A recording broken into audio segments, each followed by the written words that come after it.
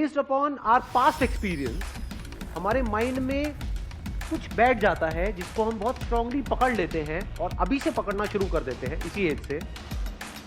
यानी इस एज में हमारे माइंड में वो चीज़ें बैठने लग जाती है।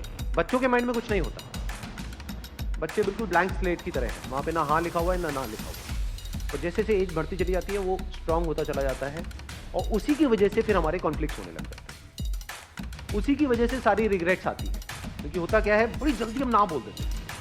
हो सकता है कोई बहुत बड़ी अपॉर्चुनिटी आई हमारे सामने, डिसीजन लेना था, लेकिन सुनने से पहले ही सामने वाले बंदे की पूरी बात हमने पहले ही ना बोल दी। नहीं नहीं नहीं, उसके बाद पूरी जिंदगी बैठ करके रो रहे हैं। अपने घर में आपने ये चीज़ों को ऑब्जर्व किया हो, अपने दादा को नाना को कभी ये डायलॉग कहते हुए सुना है, उस टाइम पे मेरे को मौका मिला था, अगर मैंने वो कर लिया होता तो आज मैं पता नहीं कहाँ होता, उस टाइम पे ये घर ना लेके वो कोने वाला घर ले लिया होता तो मैं पता नहीं कहाँ होता।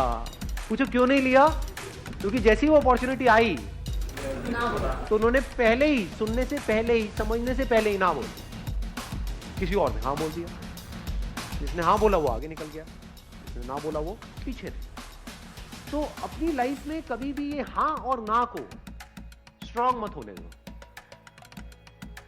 अगर आप मेरे भी सेशंस को ध्यान से कभी सुनोगे ना या ऑब्जर्व करोगे, आपको एक क्लियर स्टैंड नहीं मिलेगा।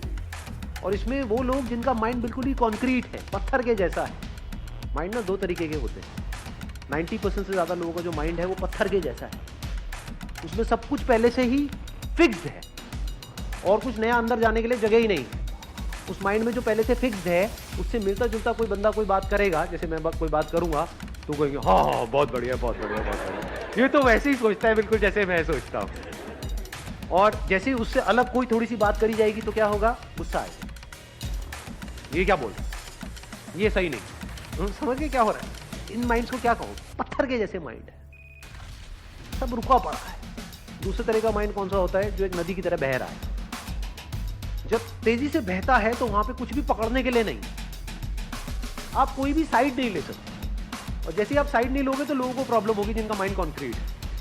वो कहेंगे अच्छा आपने अपने इस सेशन में तो ये बोला था, इस सेशन में ये बोल रहे हो, तो क्या ये सही है ये सही है? तो ये आती है प्रॉब्लम कई बार या नहीं आती है? तो भाई वो भी सही है वो भी सही है, स्टैंड पॉइंट्स अलग अलग है। इस एंगल से देखोगे तो ये सही है, इस एंगल से देखोगे तो यही गलत है।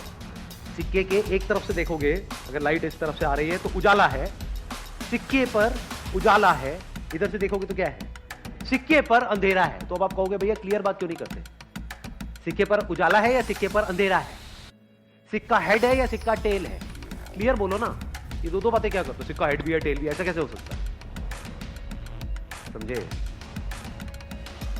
तो हो सकता है पास्ट में आपको किसी बंदे के साथ में कोई खराब एक्सपीरियंस हुआ, तो फ्यूचर में जिससे भी आप मिलने वाले हो सकता है वो भी गड़बड़ हो सकता है ना हो। Let me find out.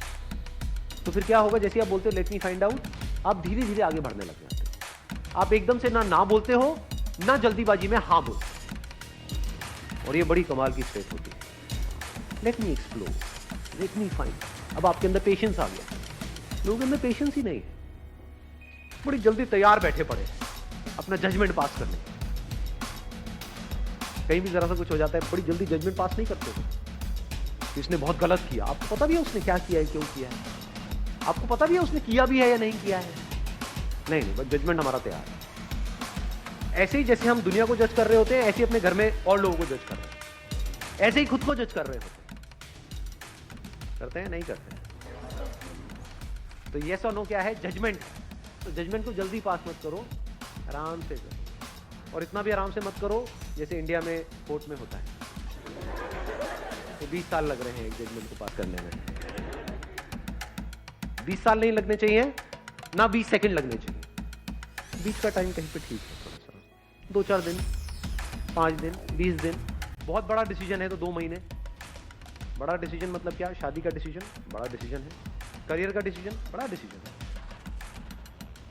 तो वहां पे अगर 20-25 दिन, महीना भी लग जाए, दैट इज ओके। तो ये हमको एक आंसर मिला लाइफ में क्या नहीं करना।